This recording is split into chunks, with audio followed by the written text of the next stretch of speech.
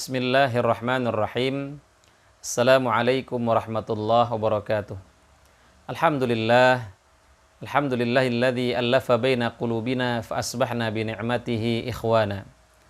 Allahumma salli ala sayyidina Muhammad wa ala ali sayyidina Muhammad kama sallaita wa sallamta wa barakta ala Ibrahim wa ala ali Ibrahim fil alamin innaka Hamidum Majid. Jamaah Masjid At-Taubah Susan, Korea Selatan yang dimuliakan Allah Subhanahu wa ta'ala. Puji dan syukur hanya milik Allah Subhanahu wa ta'ala Rabbul Alamin.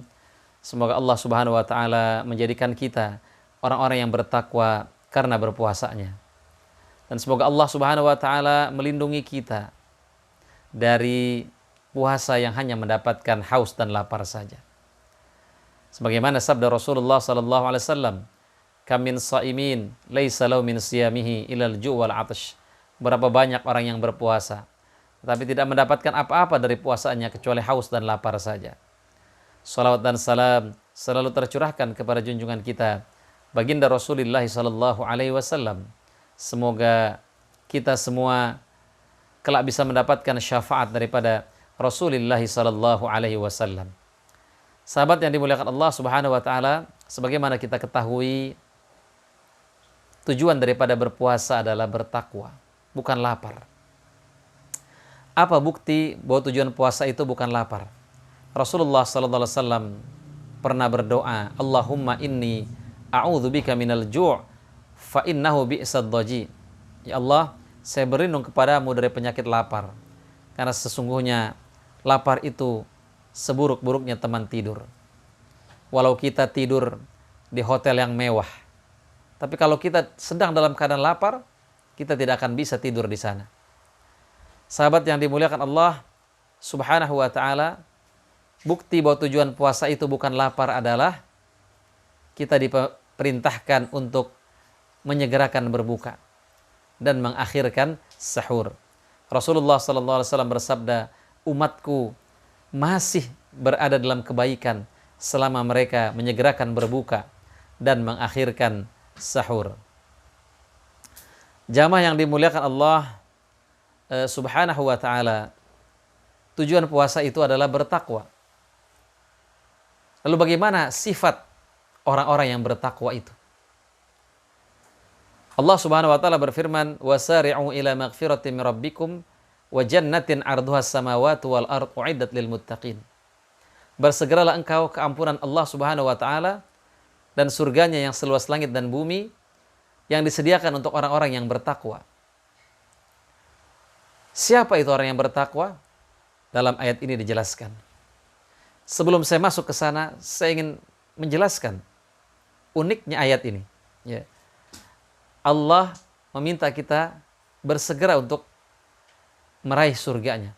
Padahal surganya itu seluas langit dan bumi. Masa sih nggak muat? Jamaah yang dimuliakan Allah Subhanahu wa ta'ala, ini tanda bahwa walaupun surga itu luas, bukan berarti kita punya peluang ke sana. Karenanya Hasan Al-Basri mengatakan, "Aku tidak pernah melihat orang yang mencari surga tapi dia tidur. Dan aku tidak pernah melihat orang yang takut daripada neraka tapi dia juga tidur." Jamaah yang dimuliakan Allah Subhanahu wa ta'ala, surga harus diperoleh dengan kerja keras. Surga harus diperoleh dengan perjuangan. Rasulullah mengatakan, "Al-jannatu tahta zilalis suyuf." Surga itu di bawah kilatan pedang. Jamaah yang dimuliakan Allah Subhanahu wa ta'ala, Allah juga pernah bertanya kepada neraka, "Wahai neraka, apakah kamu sudah penuh?" Tapi apa jawaban neraka? "Hal mim mazid." Ya Allah, adakah lagi yang mau masuk? Walaupun neraka itu sempit, bukan berarti kita tidak punya peluang ke sana. Ikhwatal iman rahimakumullah. Karenanya kita selalu berdoa, "Allahumma inna nas'alukal jannah." Allahumma inna nas'aluka ridhaka wal jannah. Ya Allah, aku minta ridho dan surgamu.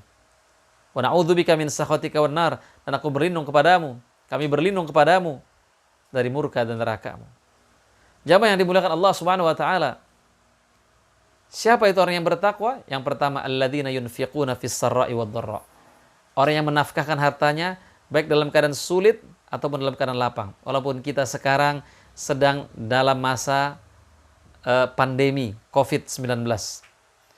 Kita kesulitan mencari nafkah, kita kesulitan bekerja, tetapi janganlah itu semua menjadi penghalang kita untuk berbagi dengan sesama kita. Berbagilah walaupun dengan sedikit dari harta yang kita miliki. Ittaqin nar walau bisyiqqi tamrah. Lindungi dirimu dari api neraka walaupun dengan setengah biji kurma. Allah Subhanahu wa taala mengingatkan, "Wa man qudira 'alaihi rizquhu falyunfiq mimma atahu Allah."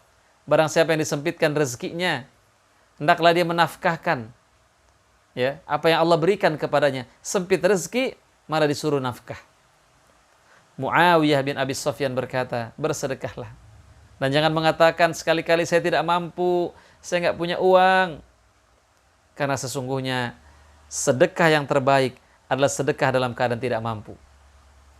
Jamaah yang dimuliakan Allah Subhanahu wa ta'ala, salah satu penyesalan ketika sakaratul maut nanti adalah menyesal tidak bersedekah. Kenapa? Karena orang yang sedang sakaratul maut melihat begitu besar pahala daripada berbagi. Jadi orang yang bertakwa, orang yang berhasil puasanya adalah orang yang gemar bersedekah, gemar berbagi, gemar berinfak. Ya. Macam-macam cara kita berinfak, menyediakan makanan berbuka, kita pesan makanan, kita kirim. Ya. Jamaah yang dimuliakan Allah Subhanahu wa ta'ala. Kemudian ciri orang yang bertakwa juga adalah wal kadhiminal ghais, bisa menahan marah. Nah, bagaimana puasa ini, salah satu ciri kesuksesan puasa itu adalah ketika orang tidak menjadi pemarah. Ya, tidak menjadi orang yang emosional. Ya, kalau kita puasa tapi kita suka marah-marah, emosi kita nggak terkendali, percuma dengan puasa kita. Ya. Orang marah itu boleh. Ya. Bukan berarti kita nggak boleh marah, boleh. Ya. Jamaah yang dimuliakan Allah Subhanahu wa ta'ala, sebaik-baiknya orang marah itu adalah orang yang lambat marah, cepat reda. Dan seburuk-buruknya orang marah adalah orang yang cepat marah tapi lambat redanya. Ya. Al-Imam Al-Ghazali atau Ibnu Qudamah dalam kitabnya Minhajul Qasidin membagi 3 tingkatan orang dalam marah. Ada orang yang cepat marah, ini nggak bagus. Masalah sedikit aja marah. Yang kedua, orang yang pertengahan dalam sifat marah, ini bagus. Dia tahu kapan dia harus marah, kapan tidak. Yang ketiga, orang yang tidak bisa marah. Istrinya selingkuh, dia nggak marah. Istrinya melanggar perintah Allah, dia nggak marah. Apa kata Imam Syafi'i? Man istaghdab walam yaghdab fahuwa himar. Siapa yang seharusnya marah tapi dia tidak marah, maka dia adalah keledai. Jamaah yang dimuliakan Allah Subhanahu wa ta'ala. Kemudian bagaimana cara kita mengobati marah? Yang pertama, obati marah itu dengan diam. Ya. Yang kedua, kalau kita marah ucapkan kalimat a'udzubillahi minasyaitonirrajim. Ya. Karena marah itu dari syaitan, syaitan dari api. Nah, kemudian kalau kita marah, ubah posisi. Kalau kita marah lagi berdiri, coba duduk. Duduk masih marah, coba berbaring. Ya. Kenapa jamaah yang dimuliakan Allah Subhanahu wa ta'ala? Karena kalau kita dalam keadaan berdiri, kita bisa memukul, kita bisa menonjok, ya, kita bisa tendang. Tapi kalau kita duduk, udah susah tuh. Apalagi kalau kita tiduran. Ya. Kemudian juga kalau kita marah, coba wudu. Karena marah itu dari api, ya, marah itu dari syaitan, syaitan dari api, dan api akan padam dengan air. Kalau kita marah, coba kita ke tempat yang lapang. Ya, tempat yang luas. Kalau kita marah, coba kita sujud. Karena marah itu dari sifat takabur, dari sifat sombong.